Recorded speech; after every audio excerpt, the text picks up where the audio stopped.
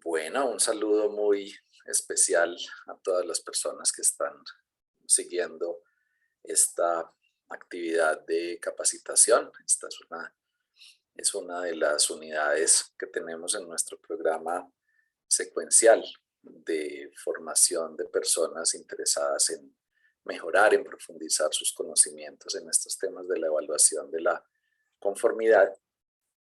Esta grabación, este módulo en particular, está directamente asociado con los requisitos relativos al proceso de certificación de personas y vamos a hacer énfasis en los requisitos del capítulo 9 de la norma ISO/IEC 17024 versión 2012, equivalente a algunas normas nacionales como la NTC ISO/IEC 17024 versión 2013, que lo único que varían es simplemente el año de publicación, porque se trata de la misma norma, para que no se confundan con ese 2012 y ese 2013, es la misma norma, simplemente que la versión 2012 es publicada por ISO e IEC en el año 2012, y mientras se hacía el proceso de traducción al español y aprobación en los diversos comités nacionales de normalización, pues se pasó de un año al otro, pero esa a hoy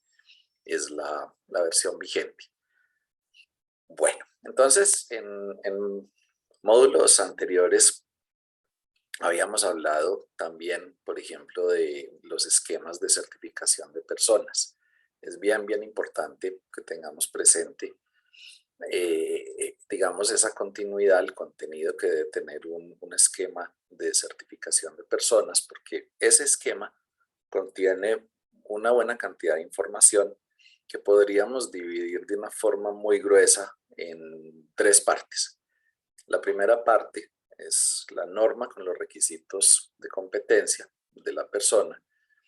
La segunda parte, el método, los métodos de evaluación, que ese no se hace público. Y la tercera parte son otros requisitos del esquema de certificación, que básicamente incluyen derechos, deberes, obligaciones, código de conducta, bueno, y digamos una descripción general de todo el proceso de certificación, mantenimiento, renovación, suspensión, cancelación, todas estas reglas que son propias del proceso de certificación. Entonces, nuestros modelos o nuestros métodos de evaluación o examen pues están directamente ligados al esquema de certificación. Siempre tendrán una cadena, pues como tal, que los une, y por eso debemos tenerlo muy presentes. Voy a compartirles unas pocas diapositivas para que avancemos un poco en el tema. Y ya saben que sus preguntas relativas a este tema nos las hacen llegar a través del correo electrónico que está disponible en nuestra plataforma, para poder resolvérselas lo antes que nos resulte posible. Muy bien, entonces todo proceso de certificación empieza con una solicitud. Esto es muy importante porque tiene un contexto quizá más legal que operativo.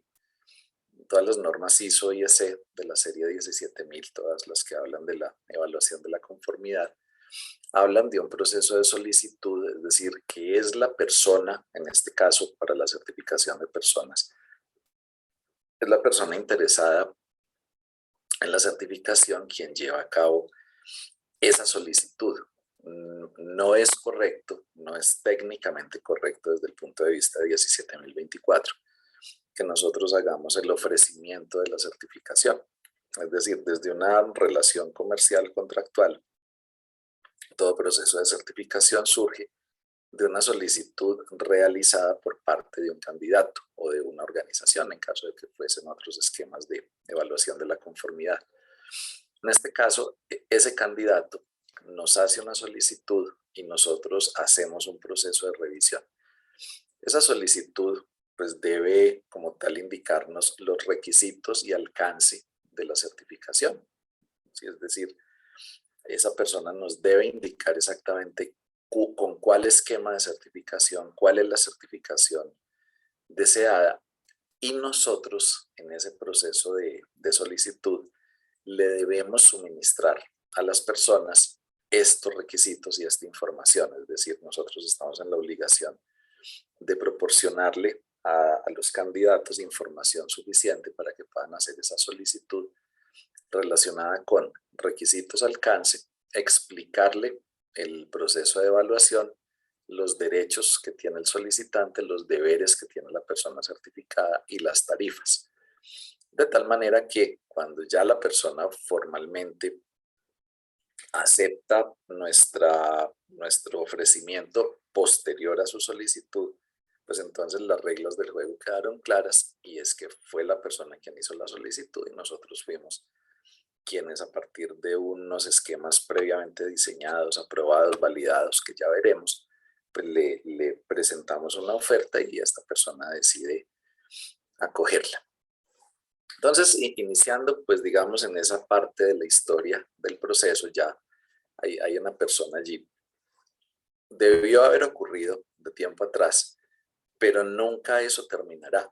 Es decir, el diseño y desarrollo de los métodos y mecanismos específicos de evaluación, por supuesto que los organismos de evaluación de la conformidad los tienen que hacer previo a la prestación del servicio.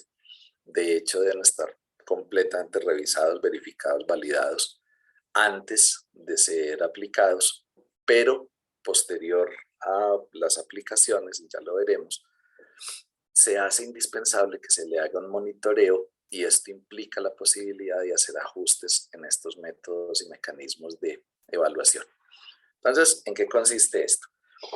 Si recuerdan en el módulo que antecede a este, el de los esquemas de certificación,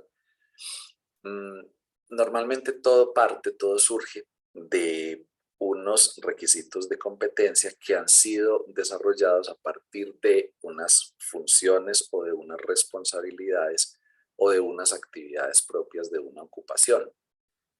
Entonces, en el proceso de construcción se determina qué es lo que debe hacer una persona para poder asegurar que cumple con los requisitos de un oficio. Y luego quien ha hecho el desarrollo del esquema, pues ha determinado qué es lo que debe saber en términos de conocimientos y cómo debe comportarse en términos de habilidades.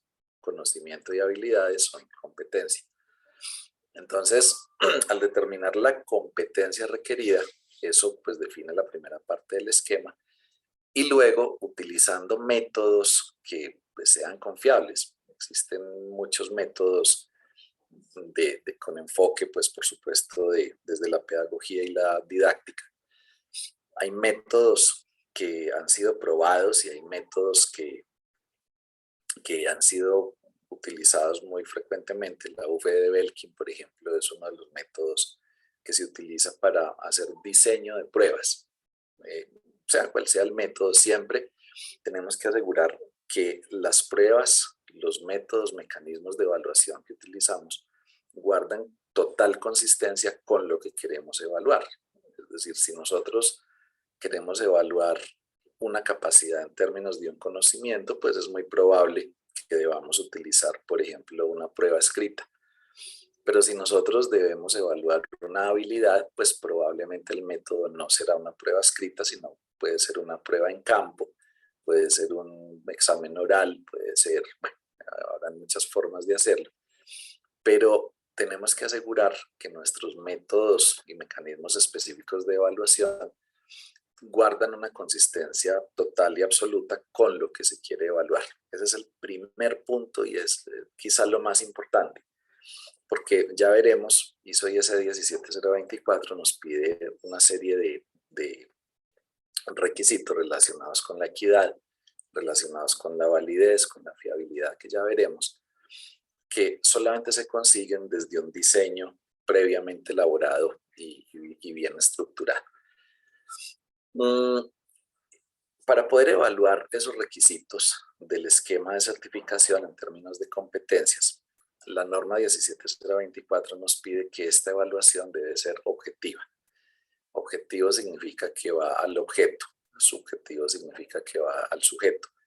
Es decir, aquí tenemos que hacer una evaluación objetiva, o sea, esto no puede depender ni del examinador ni del candidato. Es decir, esto tiene que ser una prueba diseñada sobre un objeto y no sobre el parecer o la forma específica de ser de una persona.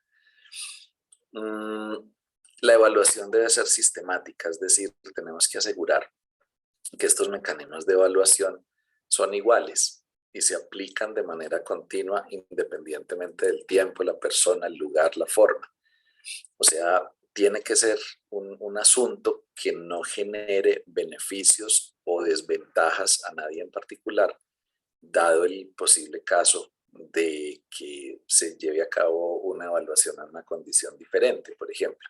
Eso no estaría permitido en 17024. Tercero, nuestros mecanismos de evaluación deben proporcionar evidencia documentada, es decir, debe ser trazable, debe ser reproducible todo el proceso de examen, de examinación, de evaluación, de tal manera que ante, por ejemplo, una posterior apelación sea perfectamente viable reconstruir el proceso para nosotros poder determinar si una persona realmente tiene razón cuando presenta una apelación o si definitivamente no cumplía con los criterios objetivos para poder obtener un resultado de aprobación o no aprobación. Y estos métodos de evaluación como tal nos deben permitir confirmar la competencia del candidato, confirmar la competencia, es decir, no es simplemente que sí, él o ella ganaron el examen, pues no es suficiente con ganar el examen. Nosotros, como organismos de evaluación de la conformidad, tenemos que asegurarnos que no solo ganó el examen, sino que el examen estaba diseñado para evaluar lo pertinente.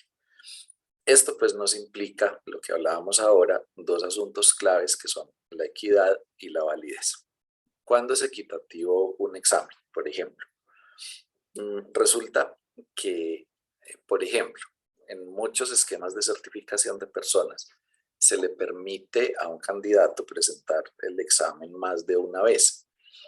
Es decir, se hace una serie de preguntas, se hace una batería de preguntas dividida por secciones, seguramente por temas específicos que guardan relación directa con los contenidos del esquema. Y el mismo esquema define, por ejemplo, que tiene que sacar una puntuación de 70% o más, u 80% o más.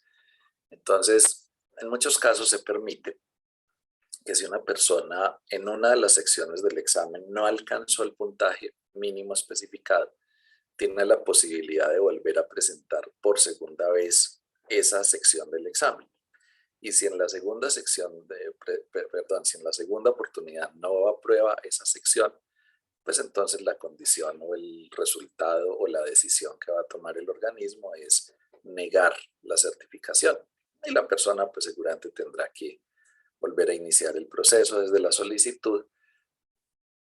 ¿Y esto qué va a implicar? Que en un periodo de tiempo una persona podría llegar a presentar más de una vez los exámenes escritos. ¿Eso qué pasa? Que si yo no tengo sino un examen, entonces las personas pues se van a aprender el examen. Y aunque tengamos nosotros muchos mecanismos de vigilancia, de monitoreo, que seamos muy eficaces en no permitir que una persona tenga una copia, aunque sea digital, una fotografía, una imagen digital del examen, pues igual contra la buena memoria de alguien es muy difícil contrarrestar o tener algún tipo de mecanismo que así lo impida. Entonces, es muy probable que una persona se grabe y se acuerde de las preguntas y entonces el examen pierde parte de su validez cuando una persona solamente se prepara para las preguntas específicas. Ahí es donde está, digamos, gran parte del concepto de los métodos de evaluación, y es que hay una serie de temas, hay una serie de conocimientos específicos y los diseñadores de la prueba deberán seleccionar por bucles o por cadenas o por secuencia cuáles aspectos deberían ser evaluados, los cuales se supone que si yo conozco muy bien este tema, eso por consecuencia me permite determinar que algunos temas posteriores también los conozco o que algunas elementos causales de este también la persona lo conoce, lo que significa que a pesar de que deben existir preguntas, pues por cada uno de los temas, cada tema en particular tiene una gran extensión y desde el diseño pedagógico de la prueba, pues seguramente se seleccionarán algunas preguntas. Cuando el candidato sabe las preguntas, pues entonces ahí hay un error porque nosotros no podríamos garantizar con esa prueba que la persona realmente está preparada para el global, sino que simplemente lo ha hecho frente a esas preguntas particulares. Entonces, ese es el motivo por el cual se acostumbra a tener varias baterías, se acostumbra a tener varias líneas o varias baterías de exámenes. Eso hace que cuando una persona presente el examen 1 y otra persona presenta el examen 2, debe haber equidad. O si la misma persona presenta el examen 3 y 2 meses después presenta el examen 2, ahí debe haber equidad. No puede haber un examen más difícil que el otro. No puede haber uno más fácil que el otro. No puede haber uno que tenga un menor grado de dificultad con respecto al otro. Eso es sumamente importante en 17024. Al igual, pues por supuesto que la validez, como lo venía mencionando, que los exámenes realmente estén diseñados y tengan la capacidad de hacer una evaluación con respecto a los requisitos contenidos en el esquema. Todo examen hay que diseñarlo. Los exámenes, ya sean las pruebas escritas, ya sean las actividades que se realizan orales o prácticas o de observación, por ejemplo, hay que diseñarlos y el diseño debe incluir todos los accesorios correspondientes. Me explico. Por ejemplo, si hay una actividad práctica o una actividad en campo, debe definirse con toda precisión las condiciones, por ejemplo, de luminosidad, ambientales, temperatura, frío, calor, luz, necesarias para que exista esa condición de equidad. Dos personas que realicen la misma prueba en condiciones diferentes deben tener el mismo grado de dificultad. Eso implica entonces que el examen debe incluir y debe gestionar completamente todas las condiciones ambientales.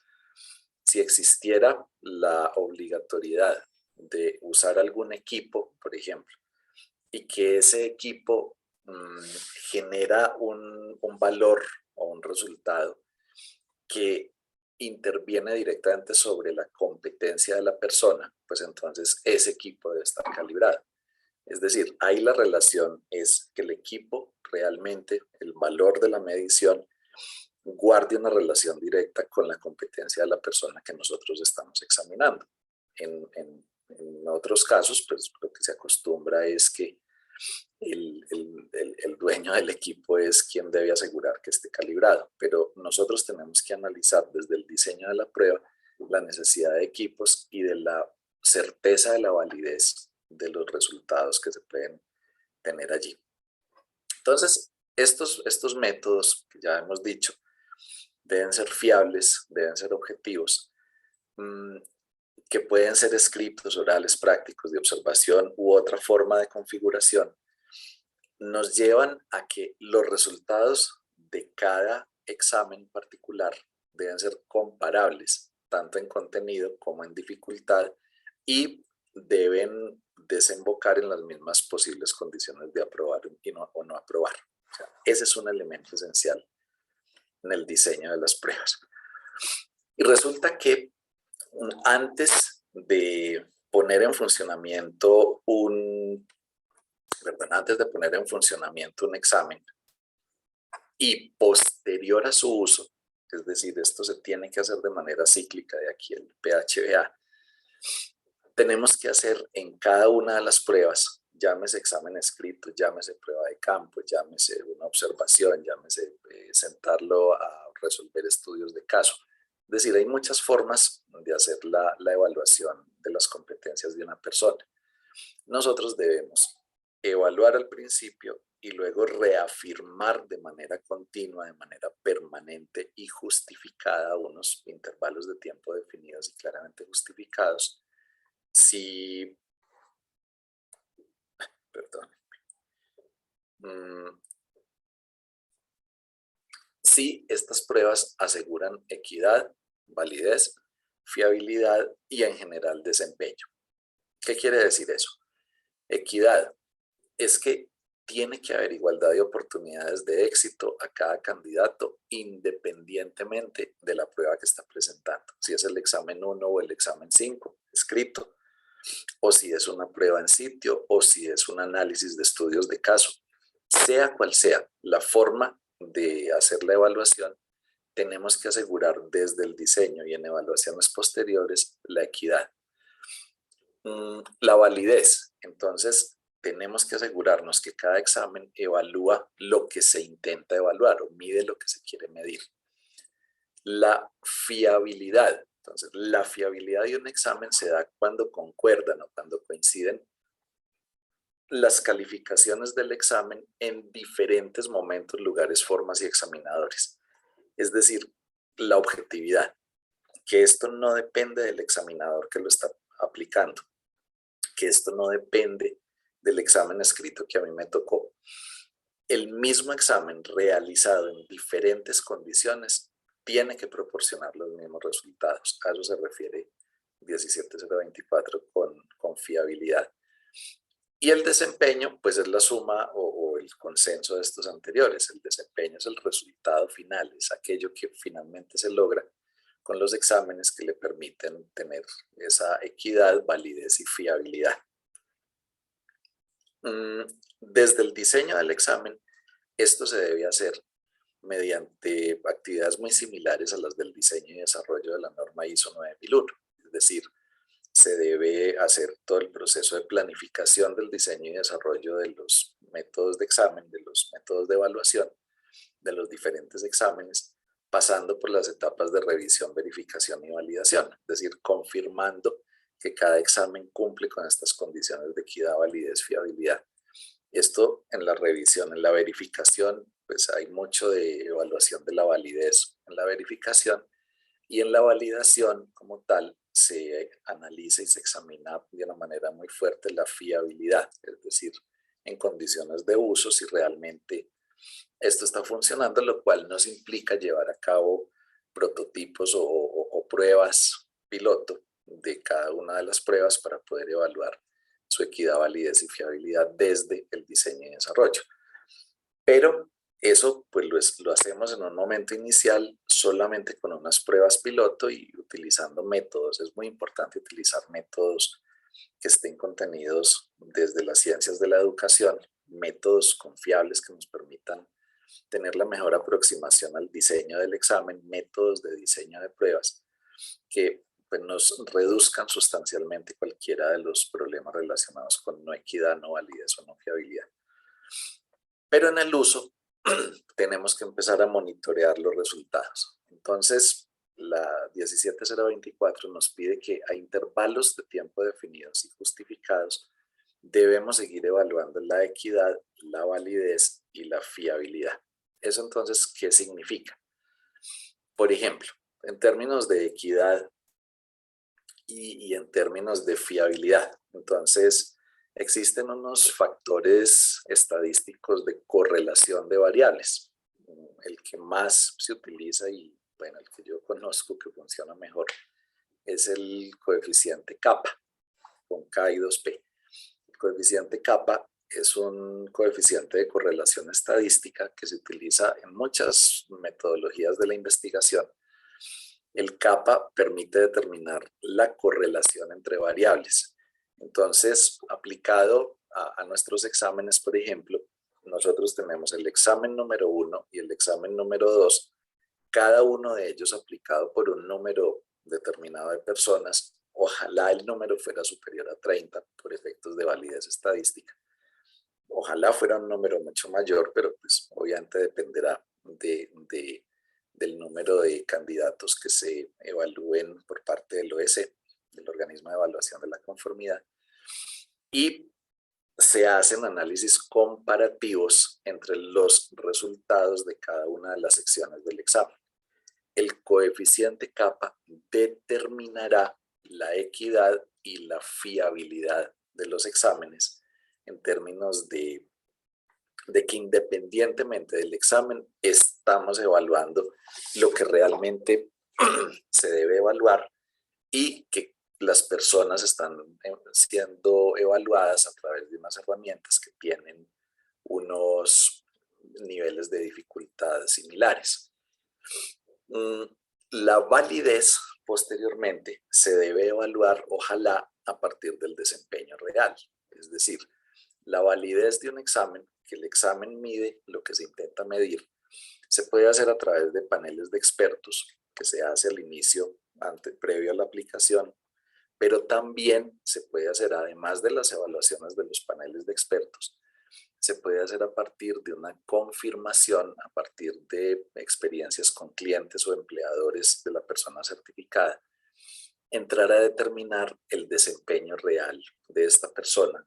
Esto pues dependerá, por supuesto, del esquema de certificación y del alcance que tenga ese esquema de certificación.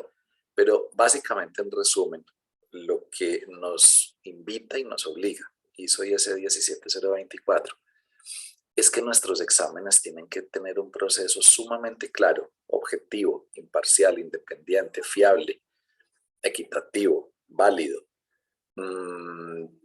que tenga un desempeño correcto de tal manera que cualquier persona, independientemente de la prueba o el examinador que presente, pueda tener un resultado que es verídico con respecto a su capacidad y a su competencia.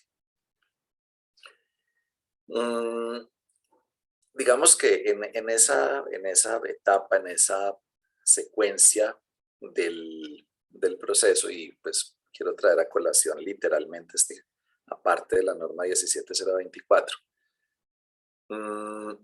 dice: los exámenes deben diseñarse para evaluar la competencia, basados en el esquema y en coherencia con este. Primer punto clave. Los exámenes deben guardar relación directa con el esquema de certificación. No puede haber algo en el esquema que no esté en el examen. Es un asunto clave. Ni debería haber en el examen algo diferente que no esté en el esquema. Debe haber una coherencia muy fuerte. El tipo de examen lo determinará la buena práctica de la pedagogía, la buena práctica de la ciencia educativa, que determine cuál es el medio mucho más apropiado, fiable y objetivo. Si es una prueba escrita, si es una prueba oral, si es un análisis de una actividad práctica, si es la observación directa de una ejecución de la persona, si es entregarle unos casos para resolver o cualesquiera otros métodos que se puedan aplicar dependientes directamente de lo que se quiere evaluar. El diseño de los requisitos del examen debe asegurar que los resultados de cada examen particular son comparables. No pueden haber exámenes más difíciles que otros, tanto en contenido como dificultad. Ojo con cuando ustedes hacen pruebas en campo, por ejemplo, cuando hacen simulaciones, cuando hacen práctica como tal, eso debe estar diseñado de tal manera que no haya diferencias en grados de dificultad. Y bueno, entonces, en resumen, básicamente, todo este proceso de certificación de personas, y tal como lo expresa capítulo 9 de ISO IS 17024, hay una cadena, hay una secuencia en el que diseñamos los métodos de evaluación, hacemos como tal la revisión y aceptación de la solicitud, aplicamos los exámenes y ahí empieza un ciclo continuo de la aplicación del examen que previamente fue evaluado y luego el análisis de los resultados visto desde análisis estadísticos para tomar decisiones de certificación, para determinar a partir de los resultados y de estas mismas variables de correlación estadística cómo hacemos el seguimiento, cómo hacemos la renovación de los certificados y, por ejemplo, cómo podemos nosotros conservar información para poder sustentar la defensa cuando sea así de apelaciones.